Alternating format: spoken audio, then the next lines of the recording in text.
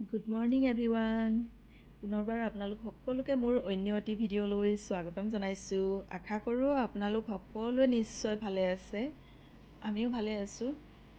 ৰাতিপুৱাই শুই উঠি যেতিয়া এই মানি প্লাণ্টজোপা চাওঁ তেতিয়া খুব ভাল লাগে। ধুনীয়াকৈ বগাবলৈ ধৰিছে। এইখিনি ঠাইত থোৱাৰ বাবে ৱালতে বগাবলৈ ধৰিছে, শিপা মেলি গৈছে আৰু খুব এটা ফ্ৰেছ ফিল হয় গছজোপা ৰাতিপুৱাই চোৱাৰ পিছতে। আৰু এনেকৈ শিপাবিলাক অকণমানকৈ কাটি মই অন্য ঠাইতো লগাই দিছিলোঁ আৰু ইয়াত শিপা লগোৱাৰ বাবে ধুনীয়াকৈ ইয়াতো হৈছে আৰু এইফালেও লগাই দিছিলোঁ মই, সেইকেইটাও হৈছে ধুনীয়াকৈ। আৰু ৰাতিপুৱা ভাবিলোঁ মই এখন তৰকাৰী বনাওঁ বুলি, মাছৰ তৰকাৰী, যিহেতু ৰিজু আৰু জছে খাব দুপৰীয়া, তাহাঁতৰ কাৰণে বনাইছোঁ। 3টা ভেন্দি লৈছিলোঁ আৰু ভেন্দিকেইটা মই এনেকৈ ডাঙৰ ডাঙৰকৈ কাটি লৈছোঁ আৰু প্ৰথমে মই নিমখ হালধি একো দিয়া নাই, ভেন্দিকেইটা ফ্ৰাই কৰি ল'লোঁ। লগতে এটা মই ভাতকেৰেলা লৈছিলোঁ, ভাতকেৰেলাটো এনেকৈ পাতল পাতলকৈ কাটি লৈছিলোঁ। ভাতকেৰেলাখিনিও মই এনেকৈ ফ্ৰাই কৰি লৈছোঁ আৰু এনেকৈ ফ্ৰাই কৰি যেতিয়া তৰকাৰী এখন বনোৱা হয় খাবলৈ কিন্তু খুব সোৱাদ হয়, চাবলৈ যেনেকুৱাই নহওক।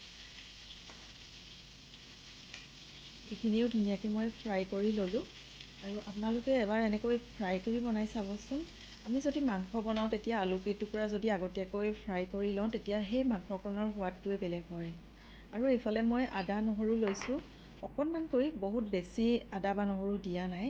আৰু এইফালে মোৰ ভাতকেৰেলাখিনিও ফ্ৰাই হৈ গৈছে। এতিয়া মই আলু কেইটুকুৰা ফ্ৰাই কৰি লওঁ।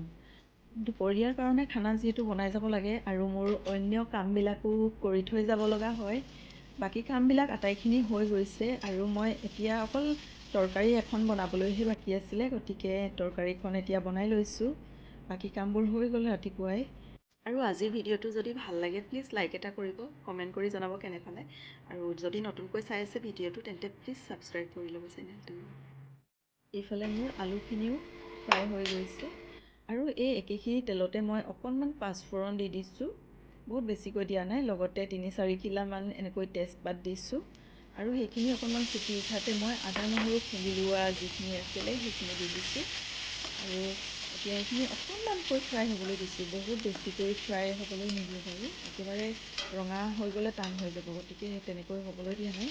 আৰু এইখিনিতে মই এটা ডাঙৰকৈ পিঁয়াজ কাটি লৈছিলোঁ স্লাইচ কৰি এনেকৈ, সেইটো দি দিছোঁ আৰু পিঁয়াজখিনিও মই ভাজি লৈছোঁ ধুনীয়াকৈ। ইয়াতে হালধি অকণমান দিছোঁ।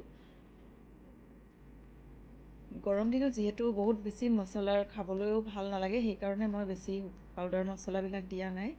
আৰু ইয়াতে মই এইখিনি ভাজি লওঁতে বিলাহী লৈছিলোঁ সৰু সৰুকৈ দুটা, সেইকেইটাও এনেকৈ ডাঙৰকৈ কাটি দি দিছোঁ আৰু এইখিনি অকণমান সময় সিজিবৰ বাবে মই এনেকৈ ঢাকন লগাই দিছোঁ। বিলাহীখিনিও অকণমানকৈ গলিবলৈ ধৰিছে, এইখিনি সময়তে মই ইয়াত জোখমতে একেবাৰে কিন্তু নিমখ দি দিছোঁ।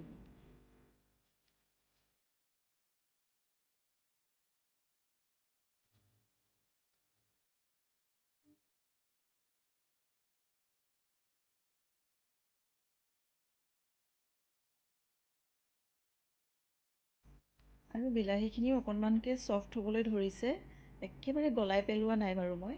আৰু সেইখিনি সময়তে যিখিনি মই ফ্ৰাই কৰি লোৱা চব্জিখিনি আছিলে সেইখিনি দি দিছোঁ ইয়াতে।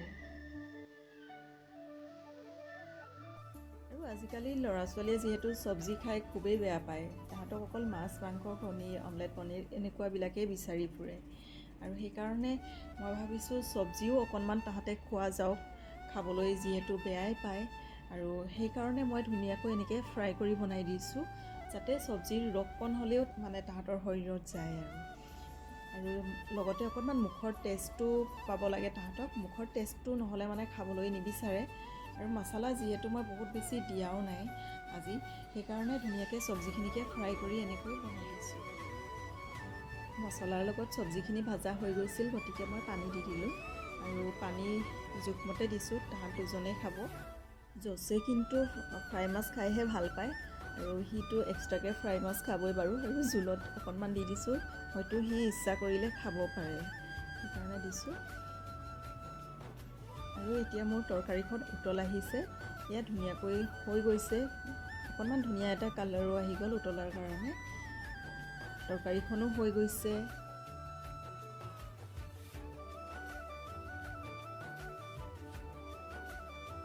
আৰু ইয়াতে যদি কেইডালমান কেঁচা ধনিয়া দিব পৰা যায় খুবেই ভাল লাগে। মোৰ ওচৰত কেঁচা ধনিয়া নাছিলে, গতিকে মই নৰসিংহৰ শুকান পাত আছিলে তাকে দি দিছোঁ। আৰু এই তৰকাৰীখনৰ গোন্ধটো যে খুবেই ধুনীয়া লাগিছে। আপোনালোকে এনেকৈ চব্জি দি বনাই খাব দেই। আজিলৈ তেন্তে আহোঁ, পুনৰ লগ পাম মই মোৰ অন্য এটা ভিডিঅ'ত। Bye bye, thank U.